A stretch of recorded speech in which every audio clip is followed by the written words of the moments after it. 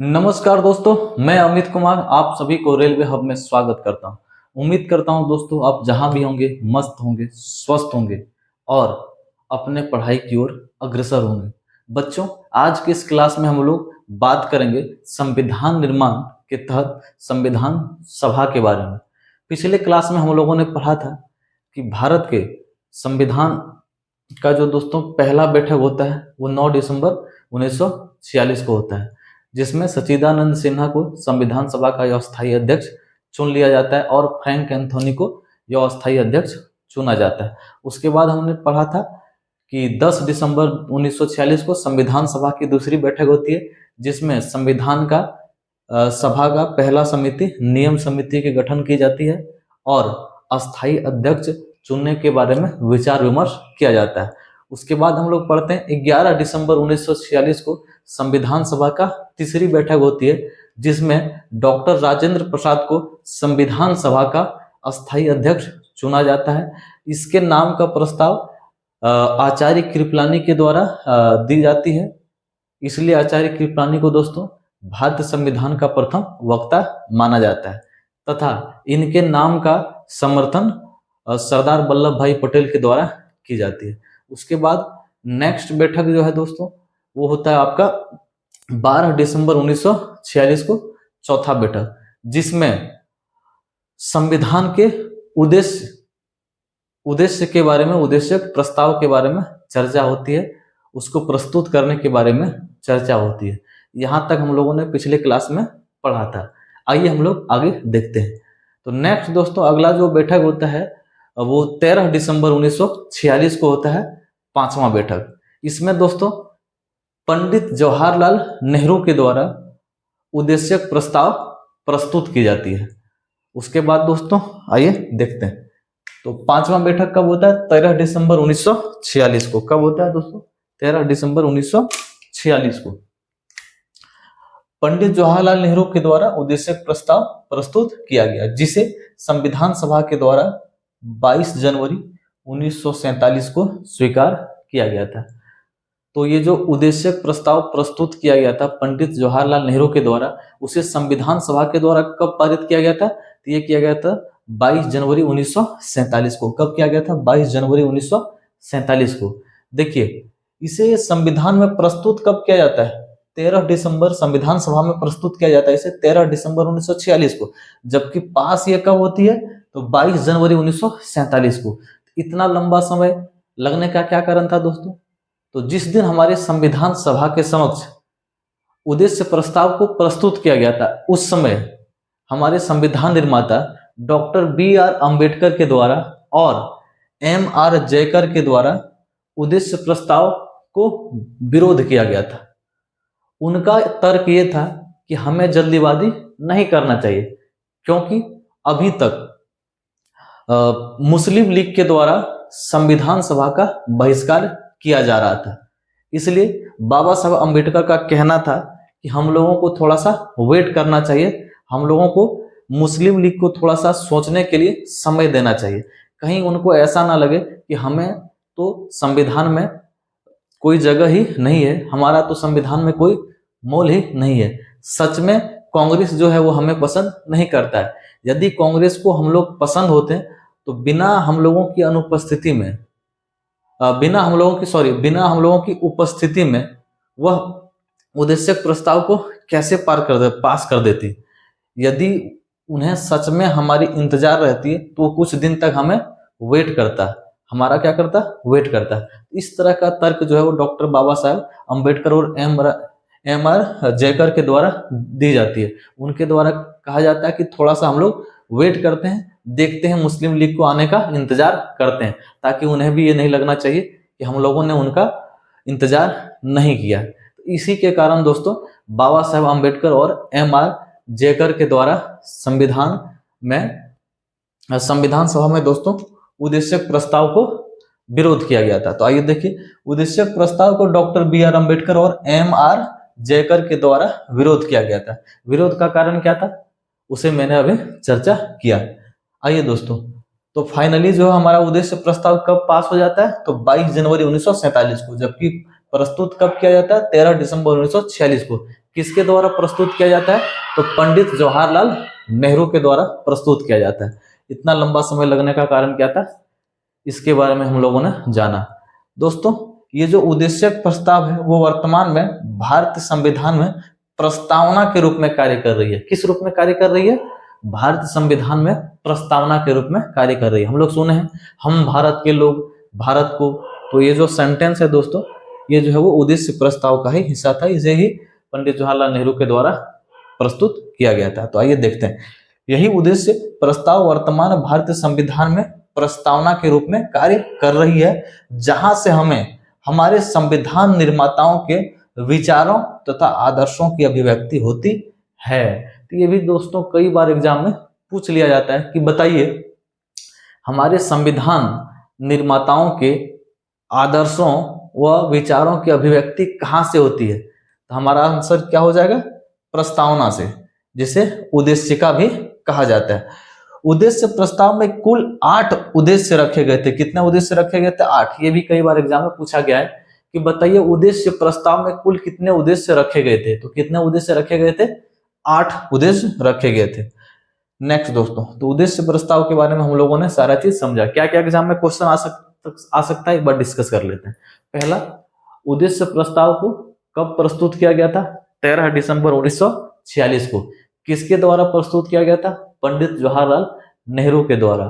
कब इसे संविधान सभा के द्वारा पारित की गई? तो 22 जनवरी 1947 को। इतना लंबा समय लगने का कारण क्या था? तो संविधान सभा में मुस्लिम लीग का बहिष्कार करना, संविधान सभा का मुस्लिम लीग द्वारा बहिष्कार किया जाना, जिसके कारण बाबा साहब अम्बेडकर और M.R. जयकर के द्वारा यह तर्क दिया गया था कि थोड़ा सा हम लोग वेट कर लेते हैं। उसके बाद हम एग्जाम में क्या आ सकता है दोस्तों? नेक्स्ट पूछ सकता है कि बताइए उद्देश्य प्रस्ताव में कुल कितने उद्देश्य थे? तो 8 उद्देश्य थे। नेक्स्ट, हमारे संविधान निर्माताओं के विचारों व आदर्शों की अभिव्यक्ति कहाँ से होती है? तो प्रस्तावना या उद्देशिका के रूप में। अगला सवाल पूछ सकता है कि बताइए पंडित जवाहरलाल नेहरू के द्वारा प्रस्तुत की गई उद्देश्य प्रस्ताव वर्तमान भारत संविधान में किस रूप में कार्य कर रही है? तो आंसर हो जाएगा प्रस्तावना या उद्देशिका के रूप में कार्य कर रही है। आगे देखते हैं, भारतीय संविधान का संवैधानिक सलाहकार कौन? हमें पता है कि भारतीय संविधान का संवैधानिक सलाहकार B.N. राव, बेनेगल नरसिम्हा राव को नियुक्त किया जाता है। आइए देखते हैं, भारतीय संविधान का संवैधानिक सलाहकार B.N. राव के द्वारा भारतीय संविधान का प्रारूप तैयार किया गया था। तो ये काफी VVI क्वेश्चन है, कई बार एग्जाम में पूछ लिया जाता है बच्चों कि बताइए भारतीय संविधान का प्रारूप किसने तैयार किया था? और 50% से ज्यादा बच्चा इसमें गड़बड़ी कर देता है, गलत कर देता है, वो हड़बड़ा के आंसर डॉक्टर B.R. अम्बेडकर को कर देता है। क्योंकि प्रारूप समिति जैसे ही हमारे दिमाग में आती है तो सबसे पहला आंसर डॉक्टर B.R. अम्बेडकर ही हमारे दिमाग में आता है, क्योंकि उन्हें हम लोग इतना बार ये कर चुके हैं। तो यहाँ गलती आपको नहीं करना है बच्चों। जैसे आपको एग्जाम पूछेगा कि बताइए प्रारूप, भारतीय संविधान का प्रारूप किसके द्वारा तैयार की गई थी? तो वहां आंसर हो जाएगा हमारे संवैधानिक सलाहकार B.N. राव, बेनेगल नरसिम्हा राव के द्वारा की गई थी। हमारे संविधान का प्रारूप बाबा साहब अम्बेडकर के द्वारा नहीं तैयार की गई थी। बाबा साहब अम्बेडकर क्या थे दोस्तों, उस पर हम लोग चर्चा करेंगे। तो हमारे संविधान का प्रारूप किसके द्वारा तैयार की गई थी? तो B.N. राव, बेनेगल नरसिम्हा राव के द्वारा तैयार की गई थी।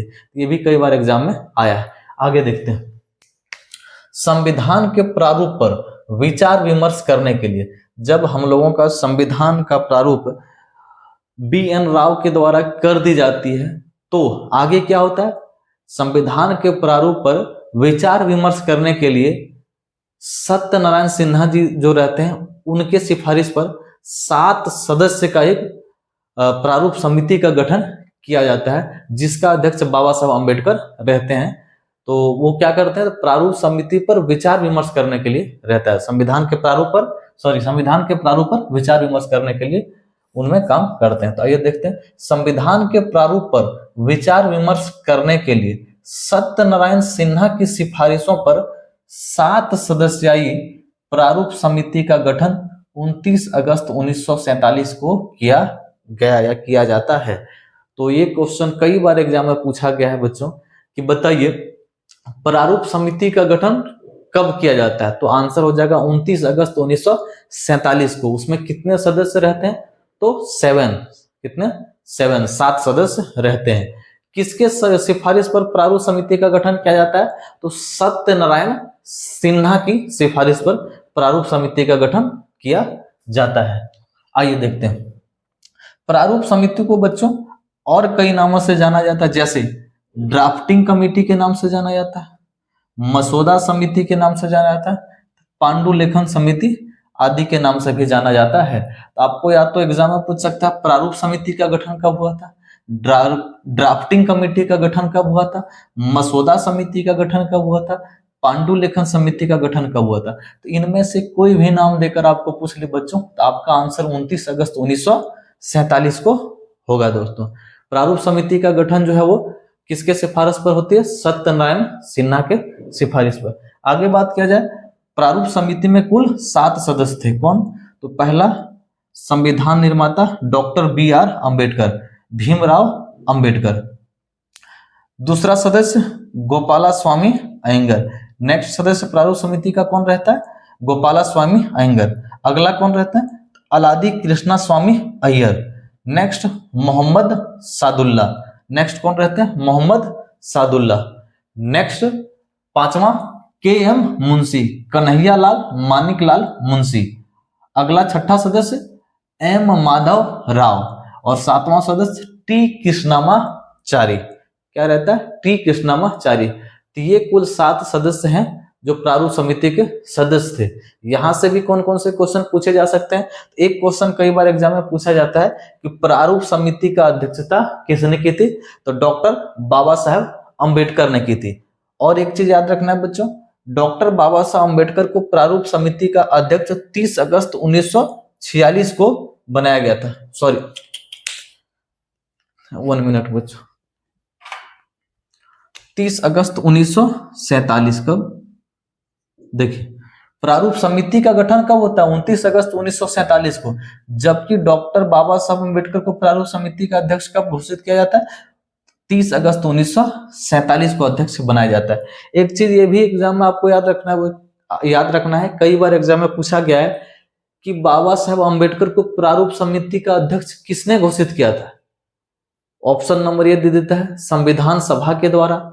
ऑप्शन नंबर बी प्रारूप समिति के सदस्यों के अन्य सदस्यों के द्वारा। Option number C cabinet mission के द्वारा। ऑप्शन नंबर डी इनमें से कोई नहीं। तो ऐसी स्थिति में आपका आंसर हो जाएगा प्रारूप समिति के अन्य सदस्यों के द्वारा।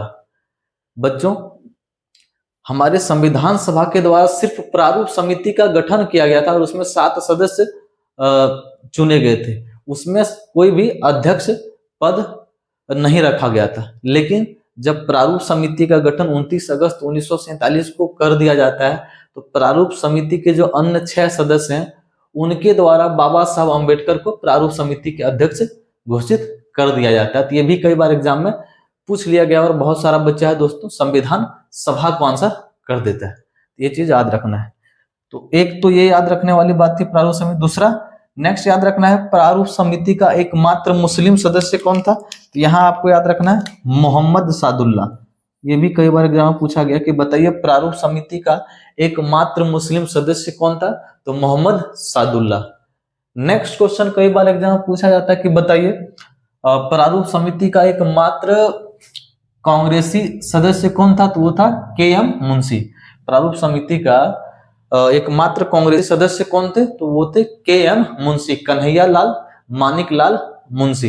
ये भी आपको याद रखना है। और साथ का साथ आपको प्रारूप समिति के जो 7 सदस्य हैं इसके बारे में भी आपको याद होना चाहिए, क्योंकि कई बार एग्जाम में क्या करता है एग्जामिनर ये 4 ऑप्शन दे देता है और पूछ लेता है कि बताइए इनमें से कौन सा व्यक्ति प्रारूप समिति का सदस्य नहीं था। ऐसे परिस्थिति में आप आंसर तभी कर पाएंगे जब आपको ये याद होगा कि प्रारूप समिति में सदस्य कौन कौन था। नेक्स्ट देखिए आपको याद रखना है जो ये एन माधव राव है ये प्रारूप समिति का मूल सदस्य नहीं था। मूल सदस्य मतलब जो प्रारूप समिति के गठन हुई थी उस समय से ये सदस्य नहीं था। एन माधव राव जो है वो बाद में आए हुए सदस्य हैं। एन माधव राव और दूसरा टी. कृष्णामाचारी, ये दोनों का दोनों, ये दोनों बाद में कैसे आए थे? तो पहले जो है इनके जगह पर फर्स्ट में बी.एल. मित्तर नाम का एक सदस्य जो है वो संविधान प्रारूप समिति का सदस्य था। कौन? इनका क्या होता है, स्वास्थ्य खराब हो जाता है। तो स्वास्थ्य खराब होने के कारण ये बीएल मित्तर जो है वो प्रारूप समिति से संविधान सभा से क्या करता है, इस्तीफा दे देता है। तो इस्तीफा देने के कारण बीएल मित्तर के जगह पर एन माधवराव को रखा जाता है। और एक नेक्स्ट दोस्तों, डीपी खेतान, जिनकी बाद में मृत्यु हो जाती है 1948 में, तो उनके जगह पर टी कृष्णमाचारी को प्रारूप समिति का सदस्य बनाया जाता है। कई बार एग्जाम में ये भी पूछ लिया जाता है कि इनमें से प्रारूप समिति के सदस्यों में से इनमें से वह कौन सा सदस्य है जो प्रारूप समिति का मूलतः सदस्य नहीं था या मूल सदस्य नहीं था। तो 3 नाम दे देगा ये जो मूल सदस्य था, बाकी ये दोनों में से कोई उठा के दे देगा। ये एन माधवराव और टी कृष्णमाचारी जो है वो मूल सदस्य नहीं थे, ये बाद में बीएल मित्तर और डीपी खेतान के स्थान पर आए थे। डीपी खेतान के स्थान पर क्यों? क्योंकि उनका देहांत हो गया था। और बीएल मित्तर के स्थान पर क्यों? क्योंकि उन्होंने स्वास्थ्य खराब होने के कारण त्यागपत्र दे दी थी। तो ये याद रखना है। तो प्रारूप समिति में 7 सदस्य कौन कौन है? पहला डॉक्टर बी.आर. अम्बेडकर, सेकंड में गोपाला स्वामी अयंगर, तीसरा अलादी कृष्णा स्वामी अय्यर, मोहम्मद सादुल्ला, के.एम. मुंशी, माधवराव कृष्णमाचारी। आइए नेक्स्ट बात करते हैं। संविधान के प्रारूप पर कुल 114 दिन तक बहस हुई थी। ये भी कई बार एग्जाम में पूछा गया कि जो संविधान का प्रारूप है उस पर कुल कितने दिनों तक बहस चली थी? तो 114 दिन तक।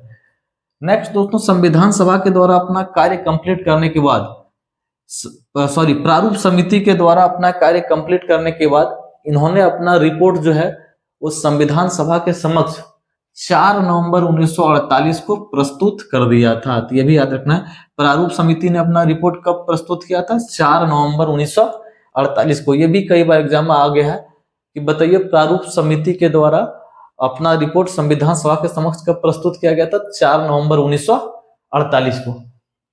आगे बच्चों, थोड़ा सा बाबा साहब अम्बेडकर के बारे में बात किया जाए दोस्तों, तो प्रारूप समिति जो है, यदि आप बात करें तो संविधान सभा में जितनी कमेटियों का गठन किया गया था, करीब करीब 22 कमेटियों का गठन किया गया था संविधान सभा में। तो उसमें से संविधान सभा की सबसे प्रमुख जो कमेटी थी, जो संविधान को निर्माण करने में महत्वपूर्ण भूमिका निभाई थी, उस कमेटी का नाम प्रारूप समिति था। और इनके अध्यक्ष बाबा साहेब भीमराव अम्बेडकर थे। और बाबा साहब अम्बेडकर जो है दोस्तों, वो भारत संविधान सभा में सबसे ज्यादा पढ़े लिखे व्यक्ति थे। यदि संविधान सभा में बात किया जाए नॉलेज की दृष्टि से, कानून की नॉलेज रखने की दृष्टि से, तो इनके आसपास कोई भी सदस्य नॉलेज के मामले में नहीं था। कोई भी इनको कानून और बाकी नॉलेज में इनका टक्कर नहीं दे सकता था। सिर्फ एक व्यक्ति जो संविधान सभा के सलाहकार थे, कौन? बी.एन. राव, वही थे जो इनके आसपास के नॉलेज में, ये कानून के मामले में, संविधान के बारे में जो नॉलेज रखते थे। बाकी कोई भी ऐसा सदस्य नहीं था जो बाबा साहब अम्बेडकर को नॉलेज के मामले में टक्कर दे सके, कानूनी मामले में उनको उनके बराबर का टक्कर को दे सके। तो पूरे संविधान सभा में बात किया जाए, सबसे पढ़ा लिखा व्यक्ति यदि कोई थे तो डॉक्टर बाबा साहब अम्बेडकर थे। और इनके द्वारा संविधान निर्माण करने में सबसे महत्वपूर्ण भूमिका निभाई गई थी। पूरे भारत संविधान सभा में 299 जो सदस्य रहते हैं, उसमें से सबसे ज्यादा किसी एक व्यक्ति के द्वारा संविधान निर्माण में भूमिका निभाई गई तो वो हमारे बाबा साहब अम्बेडकर थे। इन्हीं के कारण संविधान निर्माण में इनके द्वारा महत्वपूर्ण भूमिका निर्वहन करने के कारण इन्हें संविधान सभा का या भारत संविधान का दोस्तों जनक, जननी, शिल्पी, वस्तुकार, रचनाकार आदि की संज्ञा संविधान सभा के द्वारा, लोगों के द्वारा दी जाती है। तो आइए देखते हैं, डॉक्टर भीमराव अंबेडकर का संविधान निर्माण में महत्वपूर्ण योगदान होने के कारण इन्हें क्या कहा जाता है? भारत संविधान का जनक, भारत संविधान का जननी, भारत संविधान का शिल्पी, भारत संविधान का वस्तुकार, भारत संविधान का रचनाकार आदि की संज्ञा दी जाती है। तो आपको इसमें से कोई भी शब्द उठाकर पूछ लेगा तो आपका आंसर जो होगा वो डॉक्टर बाबा साहब अंबेडकर होंगे। आपको मान लेते हैं एग्जामिनर पूछ लिया कि बताइए भारत संविधान का रचनाकार किसे कहा जाता है, बाबा साहब अम्बेडकर। भारत संविधान का शिल्पी किसे कहा जाता है, तो बाबा साहब अम्बेडकर, क्योंकि इन्होंने संविधान निर्माण में सबसे महत्वपूर्ण भूमिका निभाई थी। आइए नेक्स्ट देखते हैं, डॉक्टर बी आर अम्बेडकर को प्रारूप समिति का अध्यक्ष प्रारूप समिति के सदस्यों के द्वारा चुना गया था। ऑलरेडी हम लोगों ने इस पर डिस्कस कर ली है बच्चों। तो आज के क्लास में हम लोग इतना ही बात करेंगे, आगे हम लोग नेक्स्ट क्लास में पढ़ेंगे बच्चों। उम्मीद करते हैं कि क्लास जो है वो आपको समझ में आया होगा। यदि कहीं आपको समझ में नहीं आया, डाउट है, तो आप कमेंट में अपना क्वेश्चन पूछें बच्चों, मैं आपको नेक्स्ट क्लास में आंसर दे दूंगा। मिलते हैं अगली वीडियो में, तब तक के लिए बहुत बहुत धन्यवाद। यदि आप चैनल पर नए हैं तो हमारे चैनल रेलवे हब को सब्सक्राइब करें, वीडियो को लाइक करें, अपने दोस्तों को शेयर करें, जिससे कि काफी नया सारा बच्चा भी हमारे चैनल से जुड़ सके। मिलते हैं अगले क्लास में, तब तक के लिए बहुत बहुत धन्यवाद। जय हिंद, वंदे मातरम। Thank you. आपका दिन शुभ हो।